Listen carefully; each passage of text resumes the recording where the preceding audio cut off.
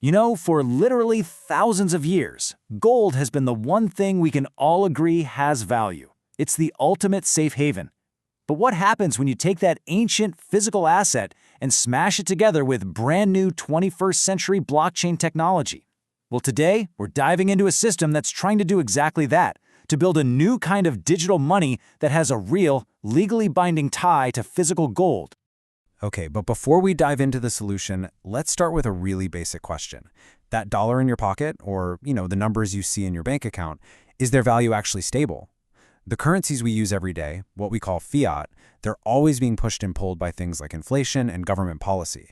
And it's making a lot of people wonder just how solid is that ground we're standing on.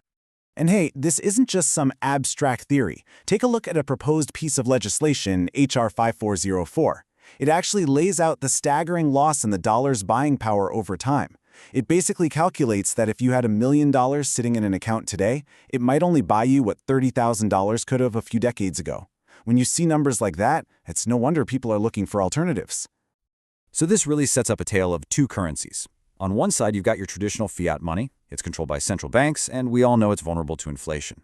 And on the other side, you've got this new idea, gold-backed tokens. The concept is actually pretty simple. It's a digital asset that's tied directly to physical gold sitting in a vault. An asset that, let's be honest, has held its value for centuries. So how in the world does this actually work? The real trick here isn't inventing some new asset out of thin air. It's about giving a timeless one a complete 21st century upgrade. So the whole system is built on this physical foundation called a gold back. And what it is a tiny, verifiable piece of real gold, specifically 1/1000th of an ounce, that's physically held in a secure, professionally audited vault. So we're not just talking about a number on a screen here, we're talking about a direct claim on a real audited piece of gold.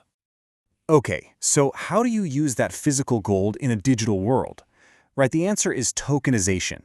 It's basically the process of creating a secure digital certificate of ownership. Think of it like a digital deed to your house, but for that little piece of gold. This digital token is what lives on the blockchain, and that's what makes it secure, transparent, and super easy to transfer.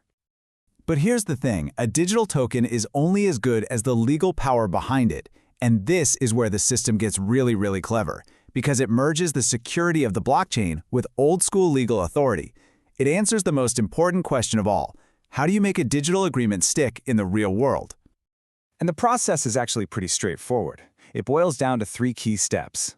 First, you code all the terms of an agreement into what's called a smart contract. Second, and this is the absolute game changer, a licensed civil law notary digitally signs and records that contract right onto the blockchain. And finally, the contract just automatically does its thing when the conditions are met. What you end up with is an agreement that's self-enforcing, tamper-proof, and most importantly, legally recognized. Now, how do you make sure all of this plays by the rules? I mean, with all the financial regulations out there. Well, that's where a specific standard called ERC 3643 comes in. The easiest way to think about it is like a digital VIP pass. It creates what are called permission tokens, which just means only people who've passed identity checks, KYC and AML, can own or trade them. This is the critical step that pulls the whole thing out of the Wild West of crypto and into a framework that regulators can actually work with. So all these pieces, the physical gold, the permission token, and that notarized legal tech, they all come together inside this very specific ecosystem. It's a system designed to unlock a whole new type of value. And this is where we get to the absolute heart of the matter, the core valuation of the whole system. Because when you can successfully combine a real physical asset with a legally defined trust structure, you can create a value that's way, way bigger than the asset itself. And in this case, it leads to a very specific number. And that number is $9,280. Yeah, just let that sink in for a second. Remember, we're talking about a token that represents 1/1000th of an ounce of gold, which is worth what, a few bucks? So the question is obvious.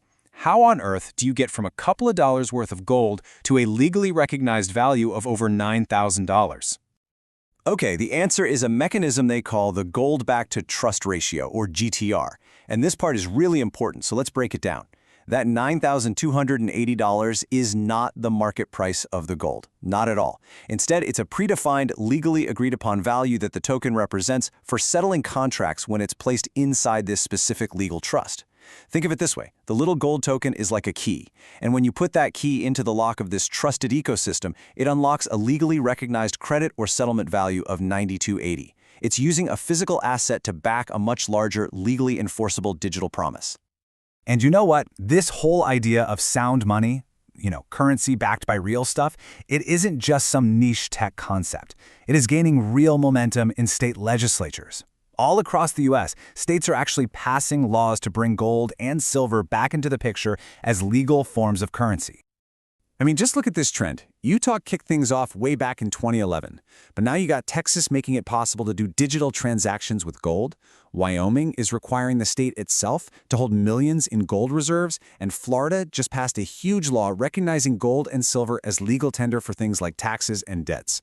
This growing legal foundation at the state level is exactly what paves the way for these new digital systems to even exist.